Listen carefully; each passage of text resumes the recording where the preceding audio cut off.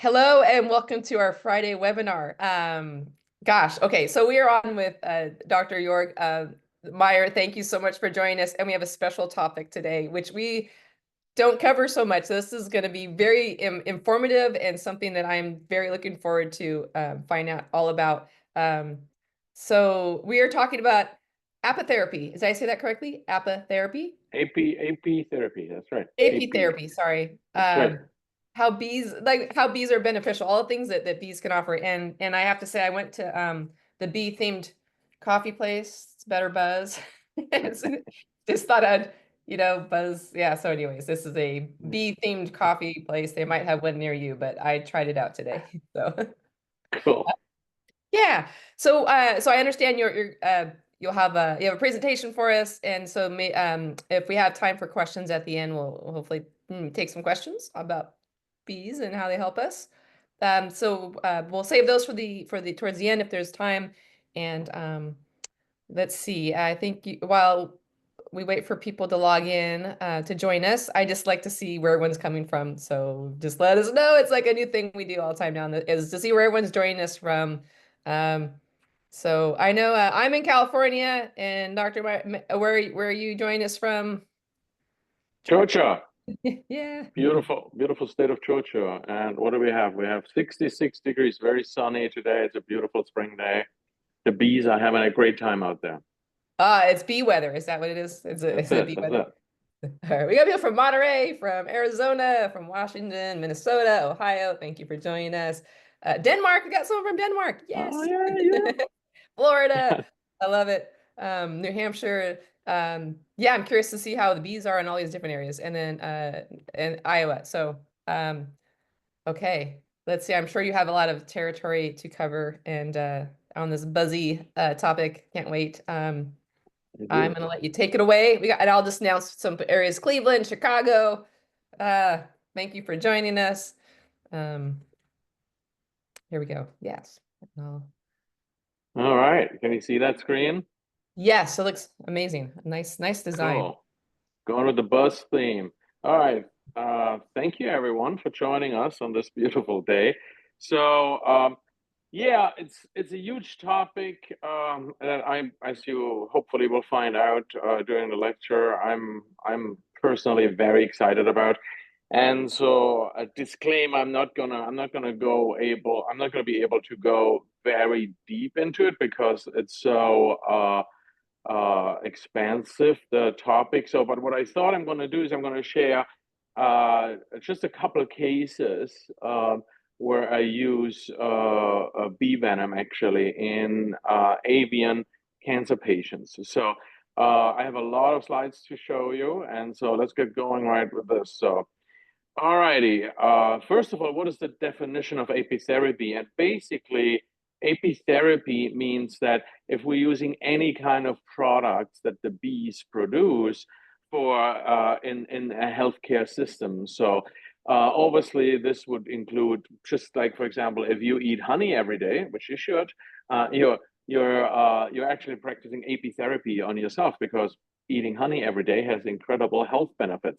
So, but we can also use honey, for example, in wounds. It's a really great way of addressing that issue, and eating pollen. And there's a whole slew of stuff out there, apitherapy.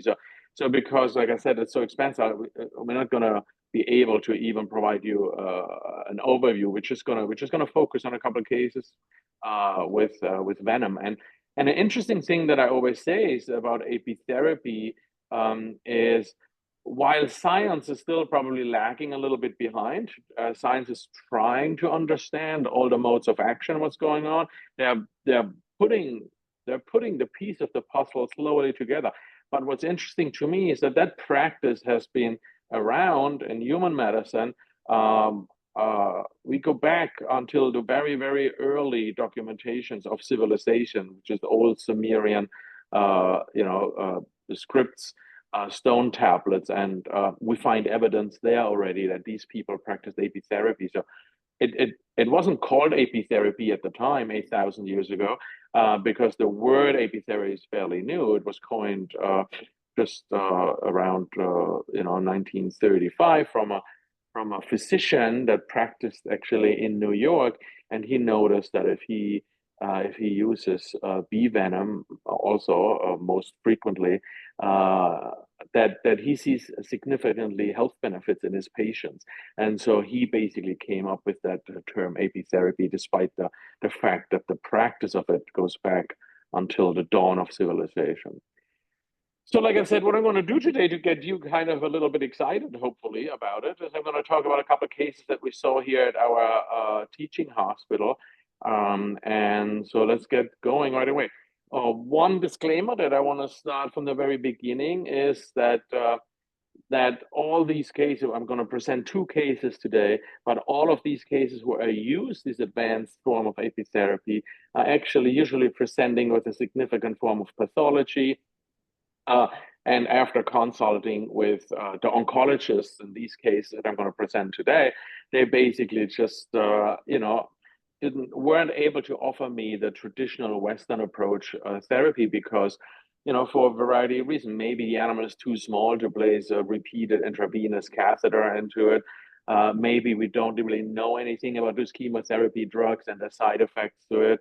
Or maybe, radiation wasn't an option, surgery was not a great option. All of these variety of cases, and sometimes it comes down to maybe financial reasons too, because maybe the technical options would have been there, that we could have done radiation or expensive chemotherapy, but the owner just stated that, they have not that amount of funding available. So, and at that point of these cases that we're talking about, humane euthanasia was already on the table because we were fearful for the good quality of life of the patient.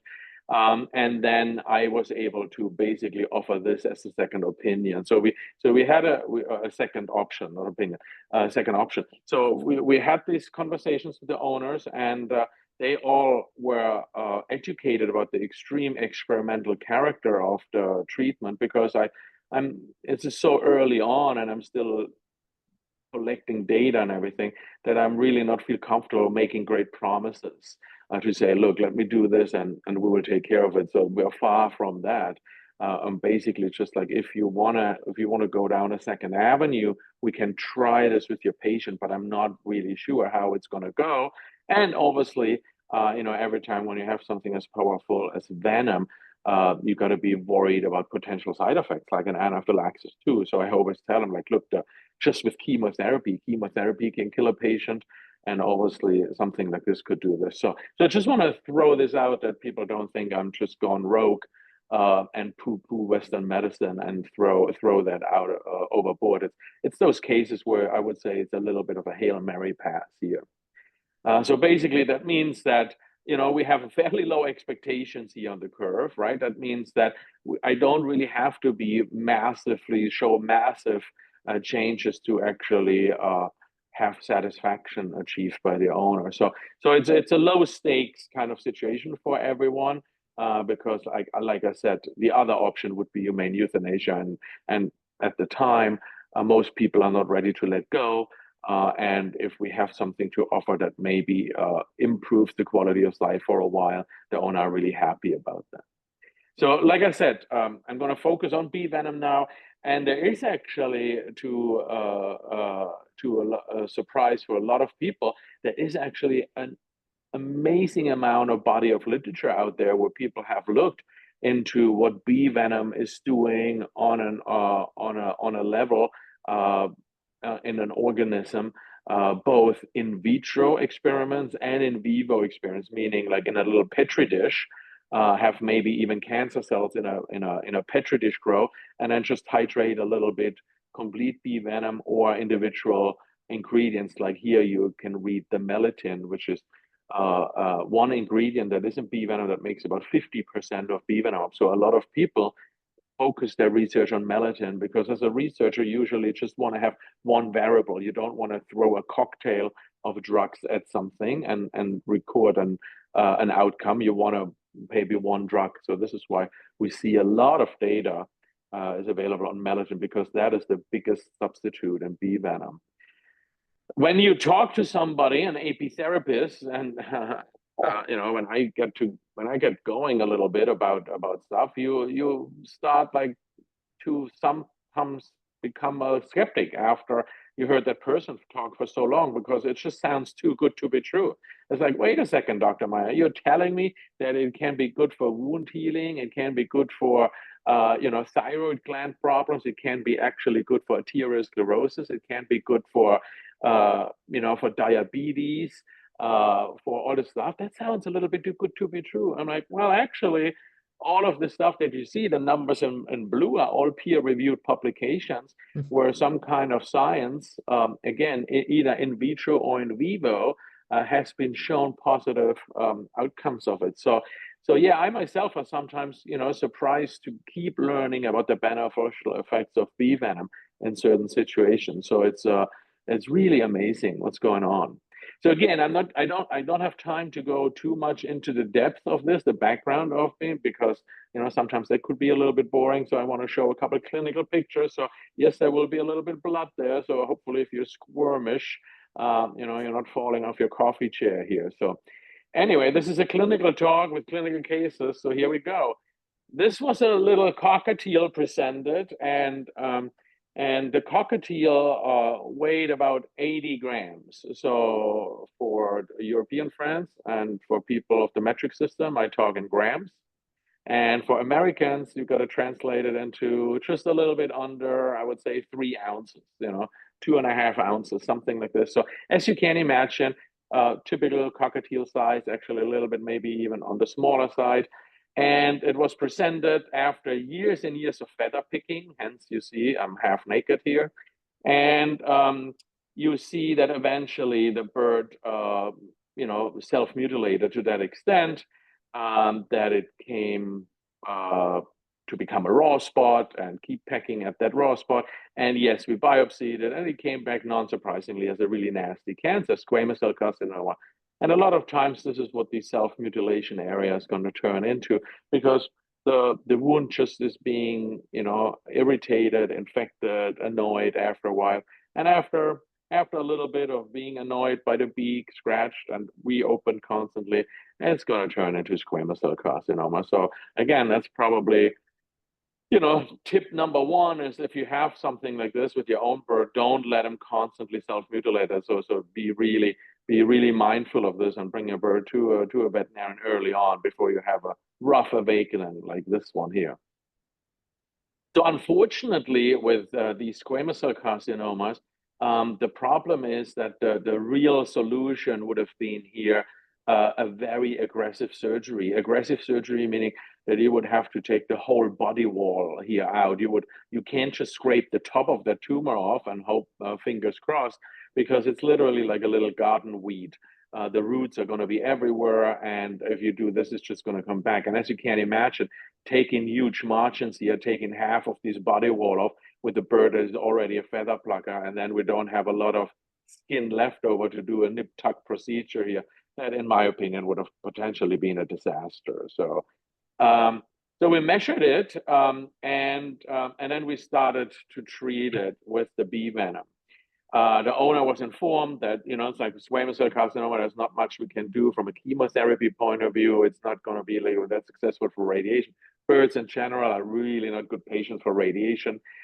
So what do we want to do this? The owner said, absolutely, she's for it. She loves this cockatiel and whatever we can pull together to do it.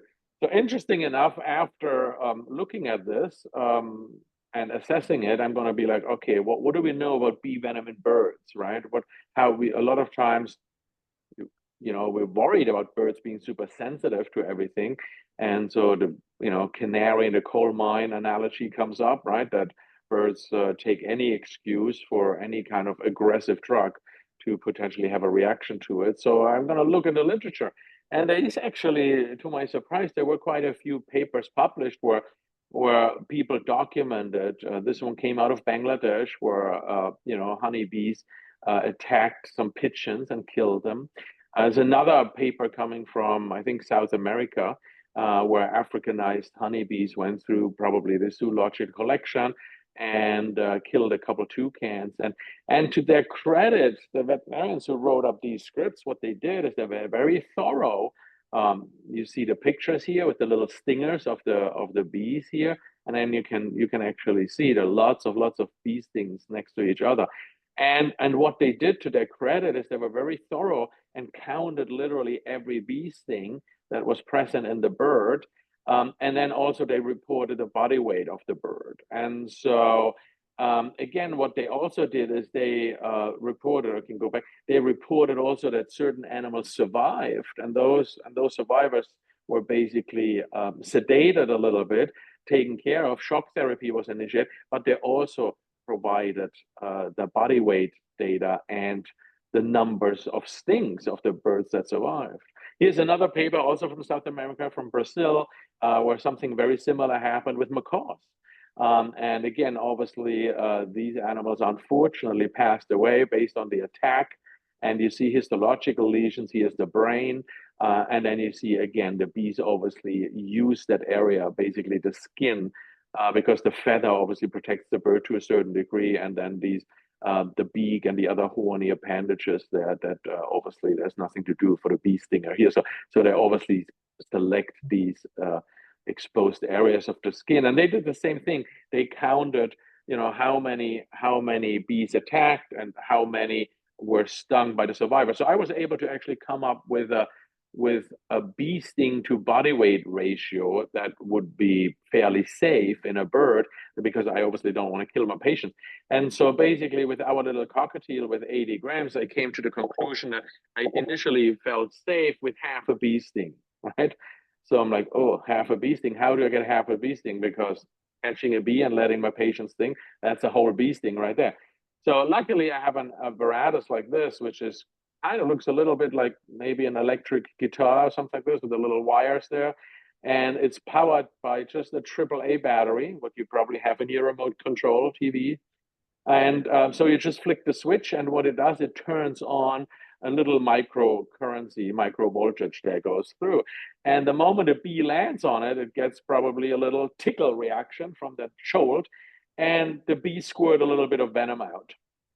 And this is what it looks like when it's in full action here. So the venom actually that gets ejected, kind of like, actually stimulates other bees because it's a communication method too. So if this would be a little bear or a raccoon attacking that beehive, it would actually signal that, oh my God, we are under attack. So all those bees sense that alarm pheromone, go in and help. And so basically you have a chain reaction of all those bees. After about 40 minutes, that machine will turn itself off. And then as you see here in that, you'll see that alarm reaction is lessened, and you see actually only a few bees now on the plate. And if we wait another 10 minutes, the bees don't react anymore to it at all. And then you can collect basically that venom right off there. So now this is glass plate underneath. The Georgia sun will dry obviously the bee venom. And now it looks like a scene out of Breaking Bad here, but trust me, this is all legal and above the board. This is one of my students collecting actually the sun-dried bee venom, and you see this little powder. So bee venom is close to 90% water. So we actually only have a fraction of this crystallized stuff. And now this is crystallized bee venom. So you can put it in a glass top tube, and then we can weigh it. And what I can do then is I can take sterile saline and reconstitute a bee venom, make it liquid again. And now the great thing about this is that I have bee venom at a known concentration, and then I can dilute it as much as I want to, and then I get my half of bee sting that way. And this is what we did. This is where that little syringe comes in, and where we injected a little bird with literally half a bee sting. So this is the side effect that we saw 20 minutes after. The patient has the munchies. So basically, that's what it does. It makes him kind of like feel hungry. That's literally the only side effect that I really see here. So knock on wood, so far I haven't really seen any bad side effects. But that's really great. So, and yeah, this is a little obviously collar to just for maintenance, to avoid the bird self-mutilating in the future. And our Texan students always love to be creative, and so you got a little bow tie here. Okay. So this is the original mass, and then the bird was represented 2 weeks later after the initial injection, and you see here the tissue is black. If you're climbing the Himalaya and you're in the evening, you're taking your shoes off and you're looking down and you see the toes black, not so good. If you're treating a cancer with bee venom and see black, very good, because that means the tissue is dead. So that's exactly what we wanted. So this is where we injected a bee venom, and it actually selectively killed the cancer cells. So I was really excited to see that after a while. You see, we removed that crust that came off, and you actually see where we injected the bee venom on this side, the skin looks much, much smoother. It doesn't have this cauliflower look anymore. Here, this is the side that we didn't inject, and hopefully you appreciate that this looks a little bit calmer. Yes, there's still a swelling there, but this is just from half a bee sting versus this is still fairly raw and unaffected. So this is that scab that came off, all that material. So, however, I was worried that, as you saw, we kind of like we're just keeping it in a checked position, not checkmate position. So, but we saw some effect. So I talked to her. I said, "Listen, I'm a little bit worried that we're eventually going to lose the battle. I would like to scale it up to a whole injection," which made me a little bit nervous. The owner says, "Absolutely, because we can't fall behind." I'm like, "Okay." So, and here you see actually where we sedate the bird. The bird is breathing. It's heavily sedated. We put a little bit lidocaine on there. So, and then here we hold the bee with some pinchers, and then you see there's the venom sac in there.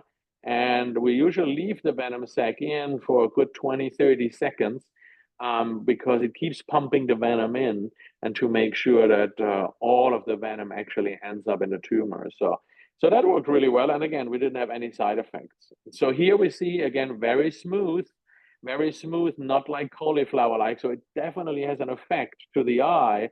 But now the problem that we had is that we basically just gave all of the venom in one spot, and I clearly didn't feel comfortable using a second bee for that. So it was a problem from that point of view, that the surface area of that tumor was just a little bit too big.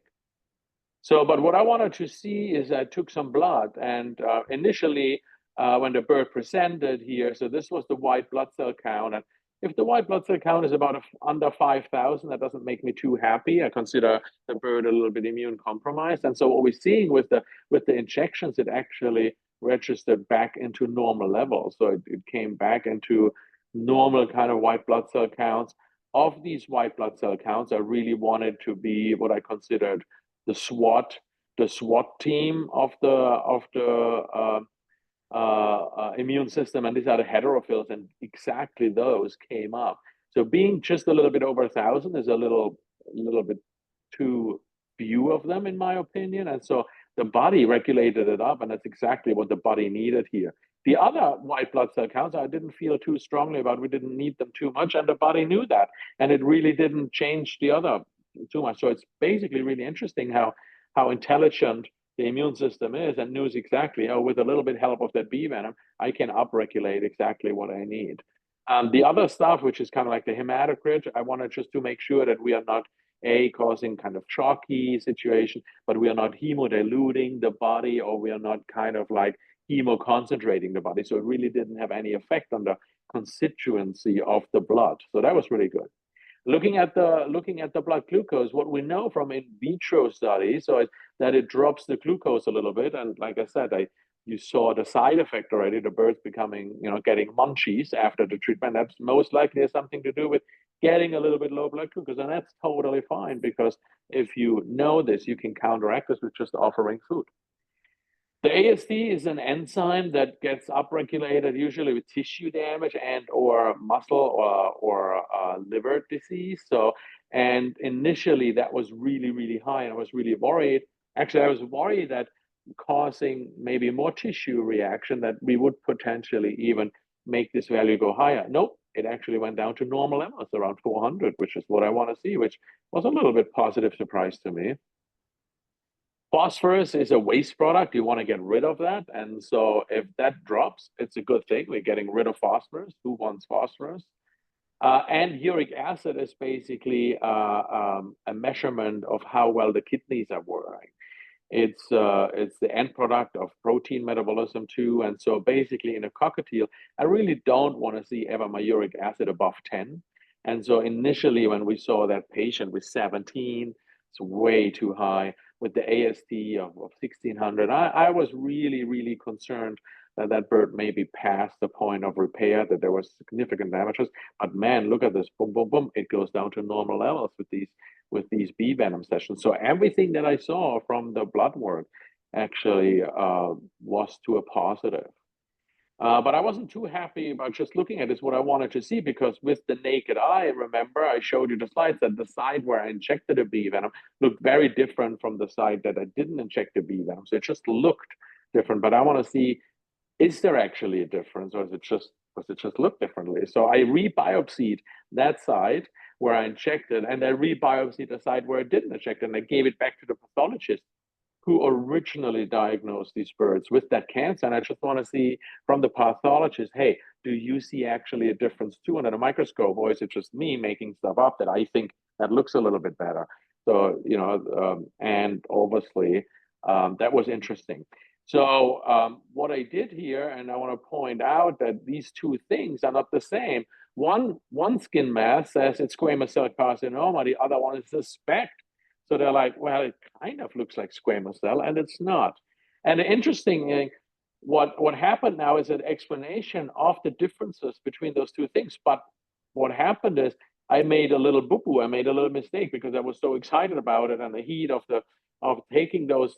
So I probably switched those cassettes, because that one cassette that I called injected, that would have been my cassette where I actually biopsy the site of where I injected the bee venom, and I just called it raw instead of 1 and 2. I just called it raw as the one where I didn't inject it. So basically, they're kind of like, wait a second, you did something, you injected, and the other one you didn't. And so basically, did you kind of swap those? Did you make a mistake? Because they're so different, which is really interesting. And so what I said before, that we have in a lot of studies where we work with in vitro kind of cells in a petri dish,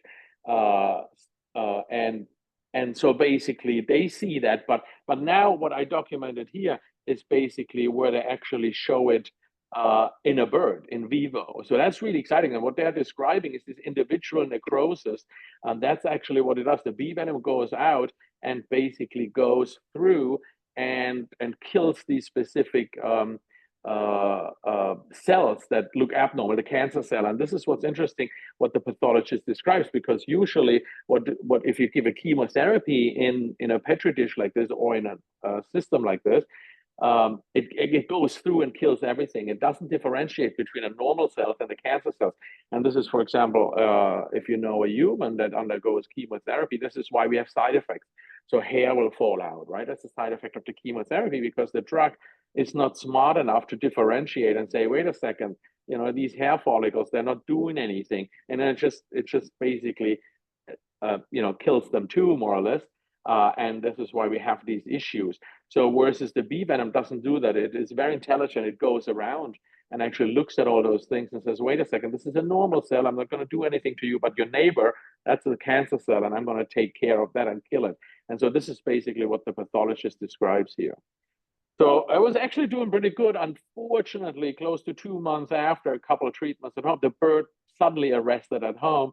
And unfortunately, owner didn't let us know. So because I would have really liked to do a necropsy and see, was there actually some kidney damage that was, you know, that was really bad, because initially that uric acid value was so high and we pulled it back into normal. And so unfortunately, I didn't have any of my hands on, but the owner was extremely happy that she had close to 2 months of a very happy, healthy bird with a great quality of life. And so, and we were able to document these things in the living bird as one of these first patients. So we were really kind of happy. So from a summary of this point of view, I think we had some significant positive effects on the chemistry and the blood work. So because I was still worried at the time, does it have a potential to kill the kidneys or the liver or anything like that? No, actually the opposite. They all did significantly better. So, and what we noticed here is that what I just explained, that what has been described in vitro, where the bee venom goes around and kills individual cancer cells and leaves other ones out there, that it actually has that same effect in vivo. We know a little bit about the doses of bee stings in humans, and so basically, when you calculate this, what I did, I used one full bee sting per an 80-gram, but that's actually about 20 times the dose of a human, of a safe human drug, which is pretty amazing. But when you consider allometric scaling in this concept, that means that the smaller our patient gets, the higher the dose needs to be. It makes perfect sense when you look at it from a metabolic scaling or allometric scaling point of view. Here's another case that I quickly want to go through with you. This is actually a fairly old Amazon, 36 years old, was actually a member of the family, was diagnosed or was presented for intermittent regurging, vomiting constantly, not being okay. So we did a CT scan and you see a bulge up here, and this is basically bulging out the esophagus coming down here, very thickened wall of the esophagus. And after a couple of visits, not getting better, the owner finally allowed us to do a biopsy, and a crop biopsy with the endoscope was done by my colleague, and adenocarcinoma came back. So again, adenocarcinoma, a really bad tumor. After consulting with the oncologist, they just shook their head and they're like, man, this is a really bad one. And of course, it's located in an area and in a situation where radical surgery was just not an option. And like I said, radiation not an option either. So we were literally at that point again with the owner. It's like, look, that bird can't really keep much food down. It's wasting away. It's vomiting. This is going to get bad. And they already had like a euthanasia appointment. So I saw that on the schedule. I'm like, no. So I called them up and talked to them, and they canceled it, luckily. So again, the same thing was kind of like low stakes. Instead of euthanizing, I said, hear me out. Why don't we do this? We're going to hospitalize this bird, and we're going to just treat it now every day, because it is literally a life and death situation. And so we're going to have this, and we're going to treat it once a day for 5 days, from Monday through Friday, and then you take it home, and then we're going to maybe continue with the longitudinal. Again, we took blood before and after. We didn't see any major significant changes. There was a little bit of a toxic change in the beginning. That means that that bird most likely had some abscess, was fighting bacteria there. So that was something that we were concerned. We put it on antibiotics too. And then we gave a quality of life scoring sheet home with the owner. The owner had to fill that out every time when the bird came back, to just get an idea, is the owner really thinking that we should keep going with this, or is that just kind of like torturing, not making? And the owner always said, yeah, I enjoy, it's doing really well, and kept coming back and says, yeah, the bird is still, it's still doing good. So what we did is we looked at both of our schedules, and the owner said, you know what, I can manage to bring the bird back to every 2 weeks. And we're like, okay, we'll make it work every 2 weeks. We did it as a kind of what we call an ambulatory procedure, where the bird just was dropped off in the morning. The owner went for a coffee. We did the procedure on the sedated bird, and a few hours later, the bird was taken home. So that was an option. So again, the munchies, the munchies here, you'll see 20 minutes, a bird is fully recovered already from the sedation and happy to eat.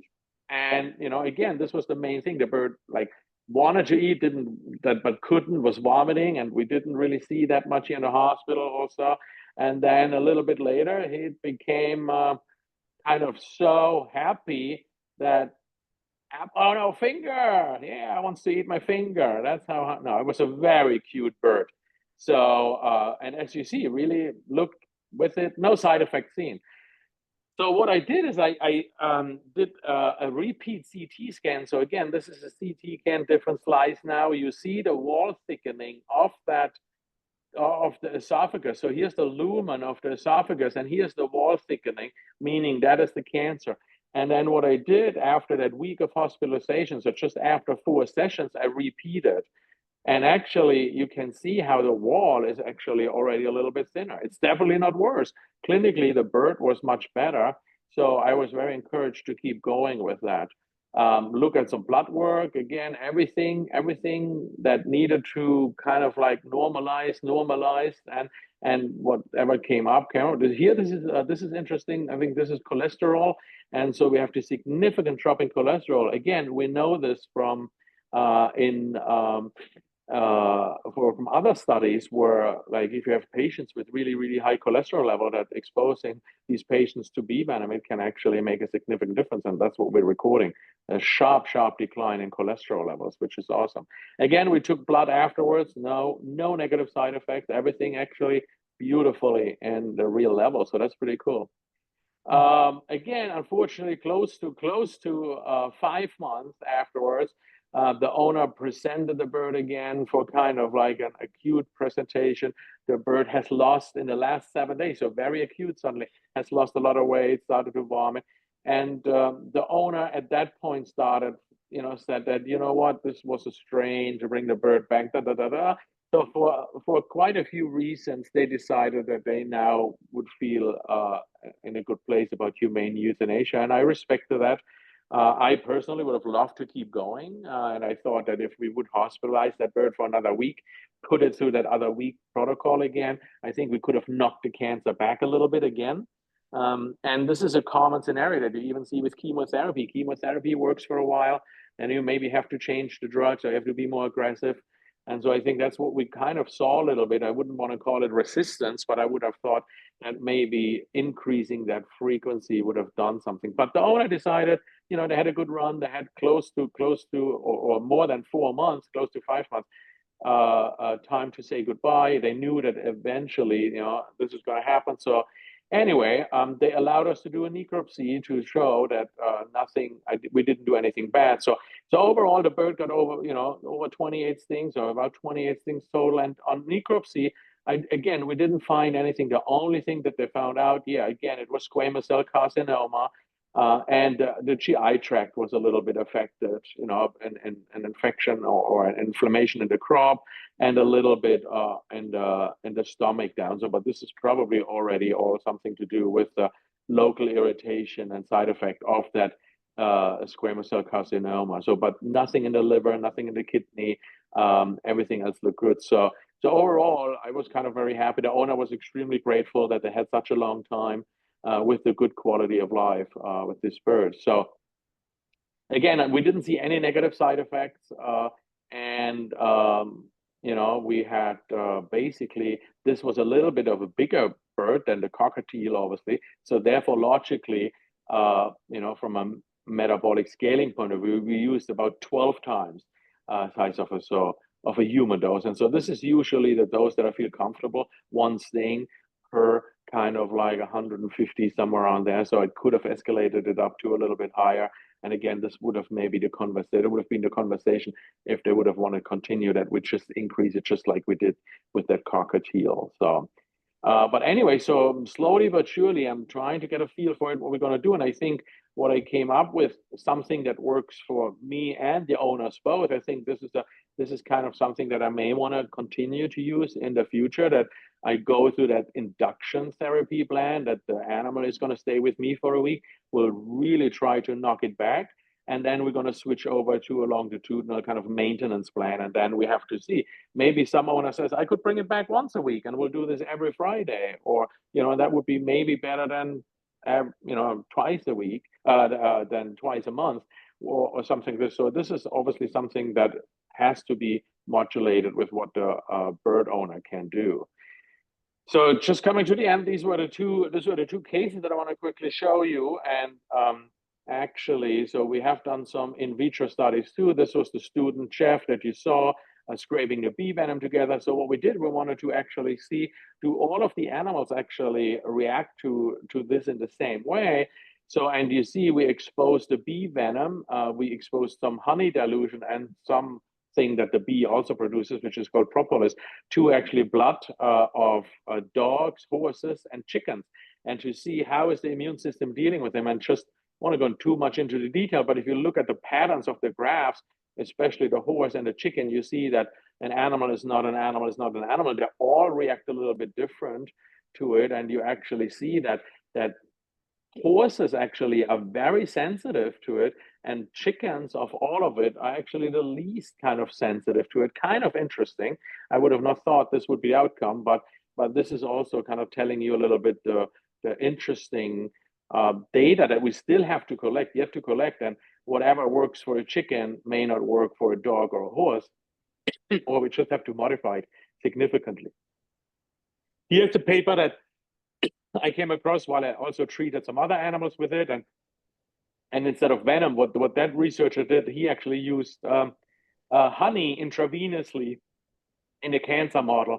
And so basically what he has shown with these two graphs, where he gives saline only, that the tumor grows obviously very fast with the saline, but if he just injects honey intravenously, that just honey without a chemotherapy actually inhibits tumor growth. And then also honey with chemotherapy has a huge difference here, because at the end of the study, the cohort that gets the honey, the Manuka honey, and the chemotherapy has the most amount of survivors at the end of the study. So at this study, over 60% of these mice were alive, versus if they just use chemotherapy alone, only 20% of the animals were alive at the end of the study. So that means that not only does it shrink the tumor in itself, but it also protects the patient probably from chemotherapy side effects too, which is really pretty amazing if you think about it. So I wanted to use that too, and like I said, and other patients have used that too. So, but we don't really have good data, and so what we can do that in the patients. But also, I came across this paper where they look at honey in oral uptake. Does that do anything? And absolutely. And these are all papers that look at oral uptake of honey. So basically you eating your honey with a teaspoon, and there's all these different pathways, how it has anti-cancer activity. So basically take home message number one today. Tomorrow, I want you all to go out. If you don't have honey in your home, buy some local farmer produced honey and eat 1 or 2 teaspoons a day. It kind of helps you prevent cancer.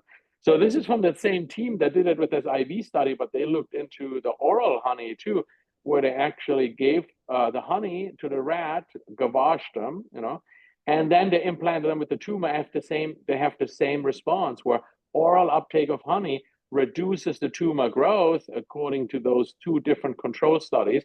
So this is a colon cancer model, and this is that melanoma model again with these rats that I showed you before.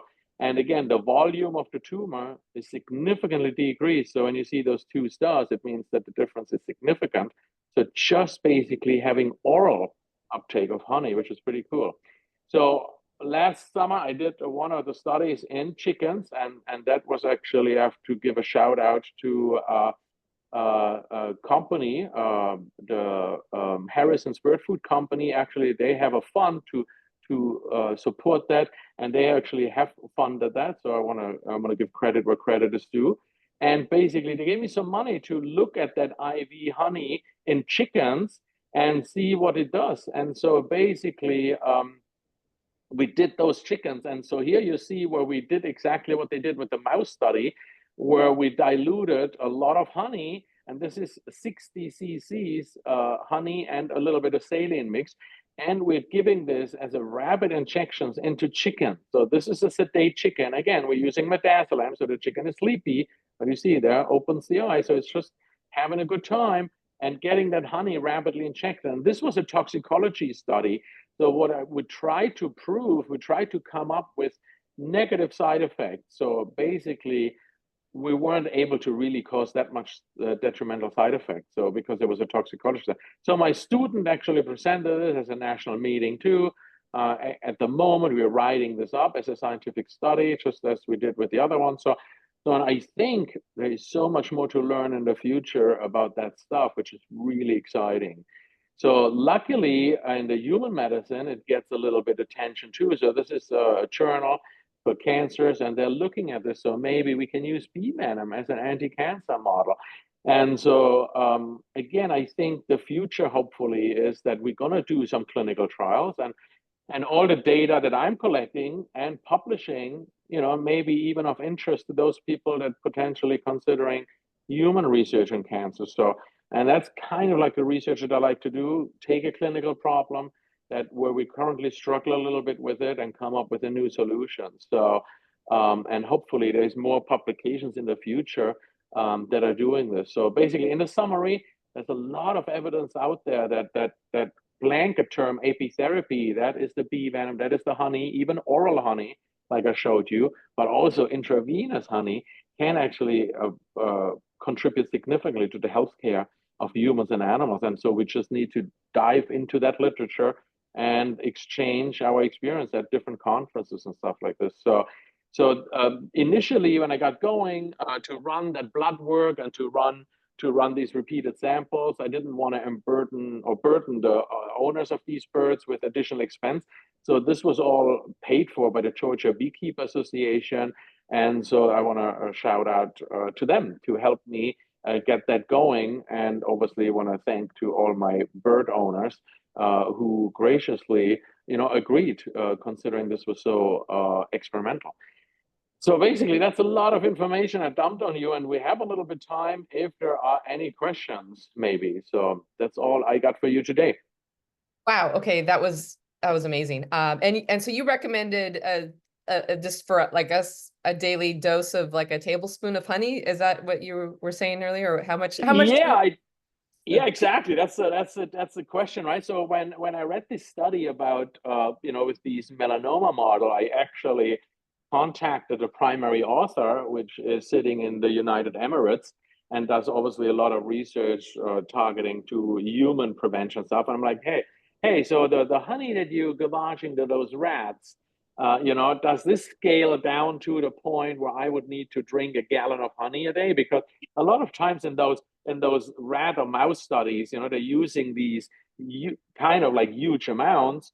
That when you scale it up to our body weight, that it would translate either I have to drink 3 bottles of red wine to get the same effect that you're showing regarding my heart, beneficial heart effects, or so. And he said, no, we did it on purpose. So they picked a volume that would translate from a human consumption point of view to a couple of teaspoons or tablespoons. I think a couple of tablespoons of honey a day, which I think is doable. Have your breakfast bagel with a tablespoon of, or easy. I mean, basically, what I'm doing is I'm substituting everything in the kitchen where sugar comes in. I just substitute it with honey. So my coffee, I drink honey with my coffee, with my tea.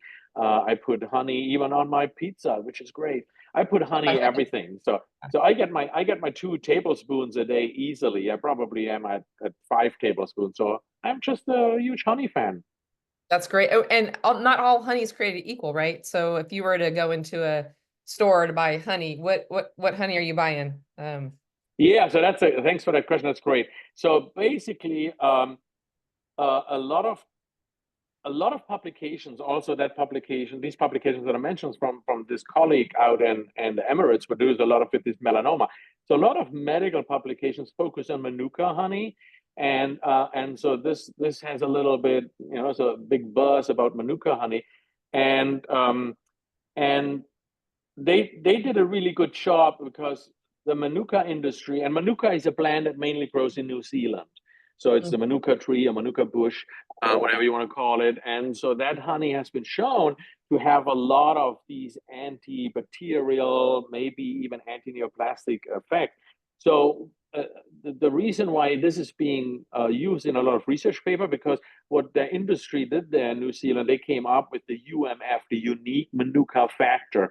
And so you can buy UMF honey or UMF factor 6, maybe your half an ounce of honey costs $16, but a UMF factor of 80 maybe costs $80. So they're trying to standardize a little bit. What in my studies, what I'm actually using is I use my own honey from my own honeybees at the veterinary school to actually show. One of the things that I want to show is that actually any unprocessed raw honey has a potential. You don't need to go out and buy the $80 jar as long as it's unprocessed. That means not pasteurized, not heated. That's why I don't like to import my honey. I like to use the honey that I'm in control of. If you're not a beekeeper and you want honey, go to your farmer's market, go to your neighbor, somewhere you'll see honey for sale. Get that honey because it's from your region. And you're supporting a local beekeeper, and it's probably not really processed. The likelihood that that beekeeper is boiling down the honey or doing anything nasty to it, adding something or stretching it with corn fructose syrup is probably close to zero, I would guess. Wow. Okay. Okay. We have a question about bee pollen. So would bee pollen be a good supplement for parrots that are stressed and exhibit some feather destructive behaviors? What's your thoughts on? Yeah, great question. So bee pollen also falls onto this kind of like umbrella of apitherapy, and it's very different. Bee pollen has very different kind of attributes to it because there's mainly a lot of amino acids in there and stuff like this.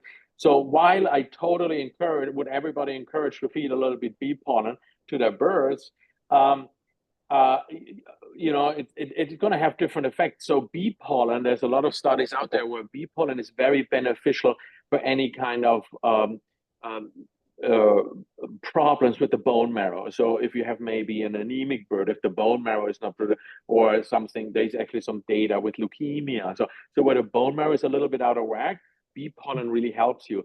If you're happy and healthy and you want to do something to continue to be happy, healthy, yeah, eating a little bit of bee pollen, and it's actually really good. Again, you can put it on a bagel with a little bit of honey, and it tastes really good.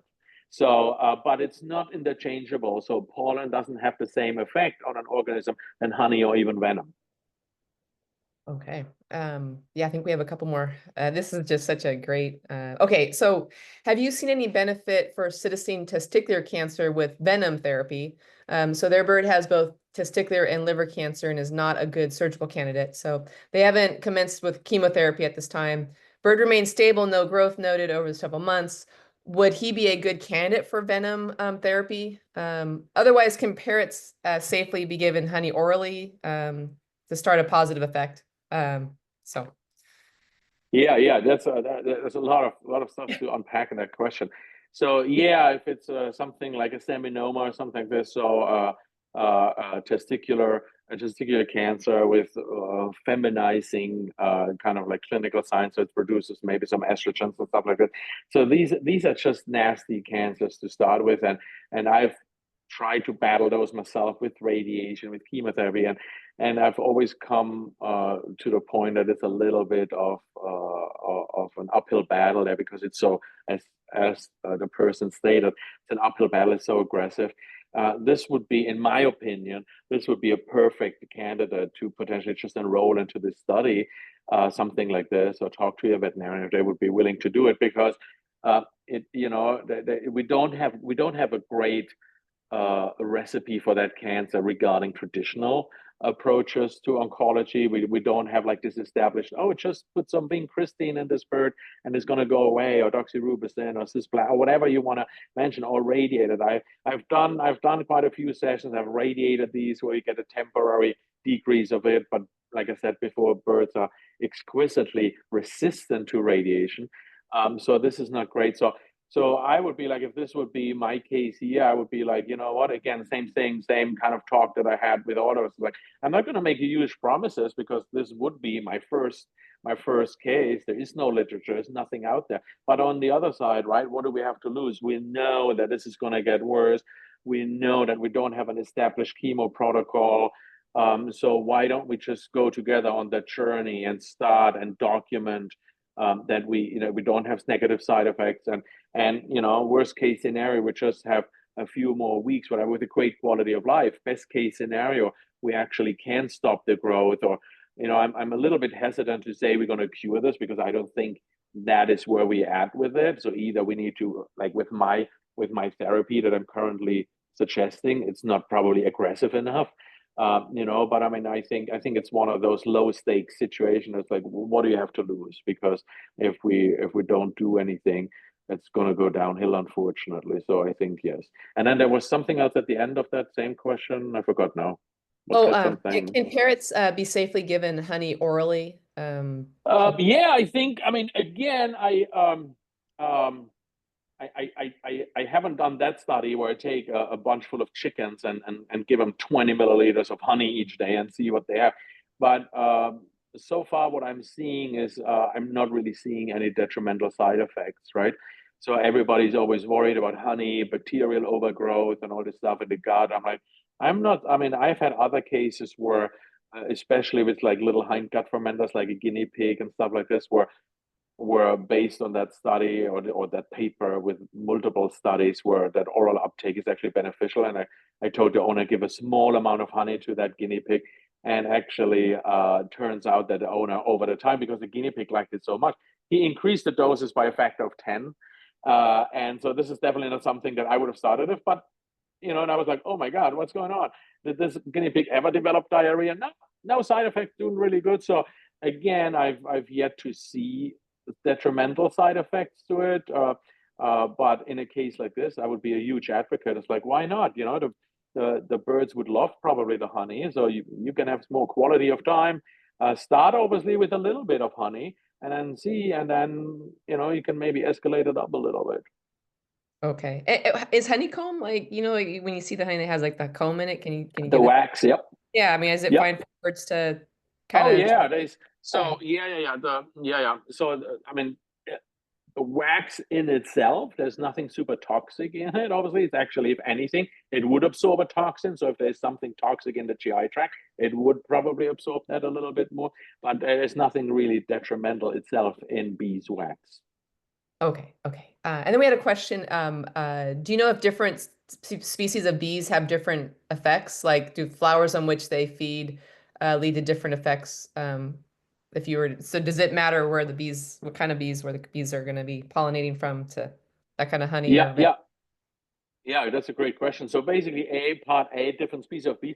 When we talk about bees and apitherapy and all this stuff, we usually talk about the Western honeybee, Apis mellifera, which is only one species. So whenever honey is being produced, it usually comes. I say usually because in South America they have the stingless bee. In Asia they have the Eastern honeybee. So it's a little bit different. But the vast majority of the big honey producers are produced by one species of bee. So that's what mainly is being used for apitherapy. So that's the thing. So there's no so yes, and that's a great question. And I think this also is potentially one of the issues where the science is a little bit, wait a second, I want to have a product like an aspirin or like a chemotherapy drug that I know how it's being produced. I know that if I buy that aspirin or that chemotherapy drug in Maine, should exactly be the same than in California, than in Florida, than in Kentucky, because it's standardized.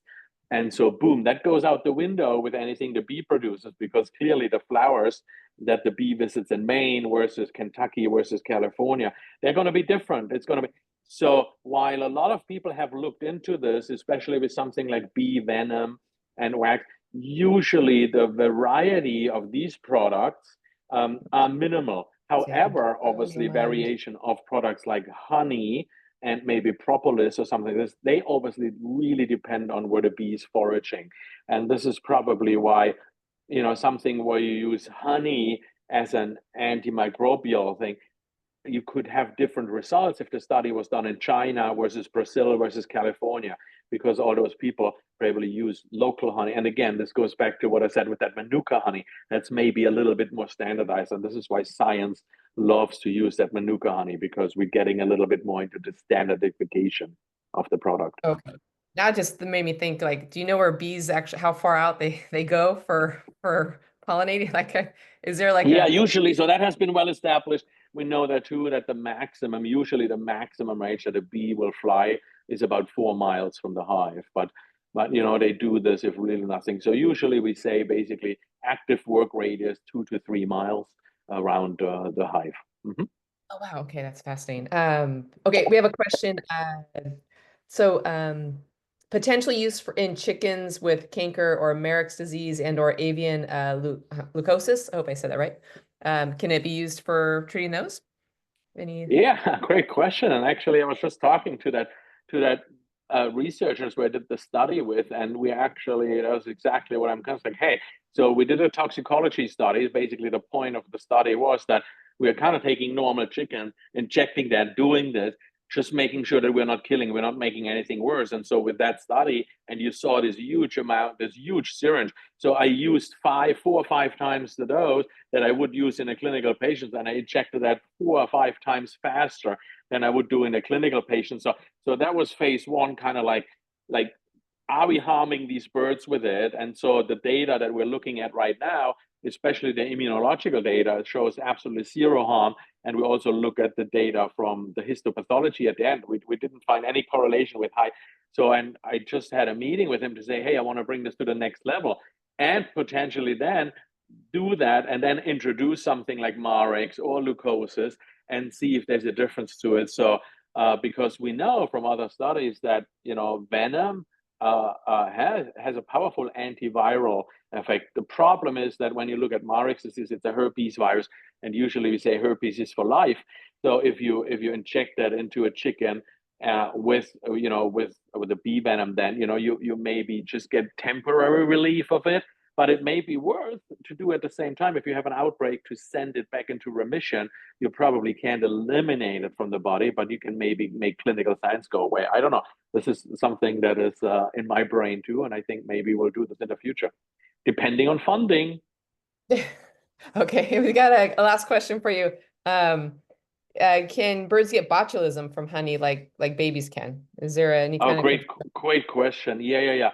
So, and then let me just explain that a little bit because maybe some people don't know. So, if you actually sell honey on the farmer's market or where you have to legally put a disclaimer on it that you shouldn't be feeding that raw honey to babies, I think under 1.5 or 2 years old or something, because in the human literature there's quite a few papers out there where when babies were fed raw honey, that then later they developed a significant enterotoxemia, so basically really bad case of traveler's diarrhea, more or less botulism, because there was Clostridium botulinum spores in there. And so usually we consider honey to be a little bit more sterile. There's not a lot of bacteria can survive in that because of that high osmotic pressure, but also of the antibacterial. But botulism can form spores, and they survive, being anything. They can survive anything. They can live in the environment and the soil for 20, 30 years. So they're just basically sitting in the honey, not doing anything. The moment it goes into a GI tract, and then suddenly the spores are like, oh, this is a nice environment. Let me reproduce now and be a really nasty Clostridium. And so in human babies where the immune system is not strong enough, that has been documented. So this is why you shouldn't be feeding immune compromised babies like little ones, that versus in an adult. So if I eat that, I think my immune system is robust enough. So this is why there's this age restriction. And so, yeah, great question. Something to consider. I'm not aware that this has ever been, but again, I think if the immune system of the animal would be good, just like an adult person, that would not be high on my problem list. But could it happen? Yeah, it's possible. But it's a good thing to have that in mind. Okay, gosh, I think so we got through a lot of questions, so much information. I have a final question for you. Sure, right on. But a suggestion: have you guys thought about like selling the honey that you produce, like, because you have a fundraising opportunity there for your research? I mean, I'm sure people would buy the. Actually, right? And I can't produce enough. I mean, last year with my teaching hires, I think I produced like 300 or 400 pounds, and it sells out. I mean, just among the college and the students and faculty. So yeah, it's a well thought after product, and I wish that maybe one day I'm going to produce so much honey that I can go mainstream with it. But right now we only operate like 10 to 12 hives to teach the students and stuff. So and it sells out very quickly, unfortunately, or fortunately for me. Yeah.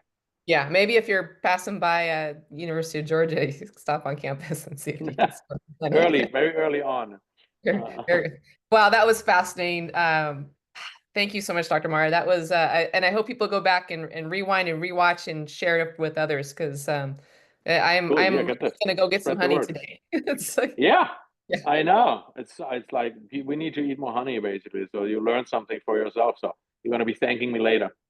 Oh, absolutely. Okay, I got to announce. So our next webinar for March, we're going to kickstart a theme of hormone triggers, everything about hormones in our birds. So next Friday we're going to have Pamela Clark on, and she's going to talk about hormone triggers, a Q&A. So if you have any questions, and then the whole month of March it's going to be hormonal behavior. So tune in, and well, I hope we can revisit this bee topic because this is so fascinating. I mean, thank you. Yeah, again, very excited. And remember, when you can rewatch all these, all the information, because it's so much to digest, but it's so important and so many good takeaways. So thank you for that. That was awesome. Thank you for your interest. Yeah, thanks for listening in. And hopefully you guys will all be eating your 2 tablespoons of honey a day now. I am going to do that, and I'm going to check in next Friday. Whoever joins us, I'm going to ask if everyone had their honey. So, all right. On that note, Great. All have a right. great weekend. Have a All good the one. best in your blog. Bye, everyone. Bye.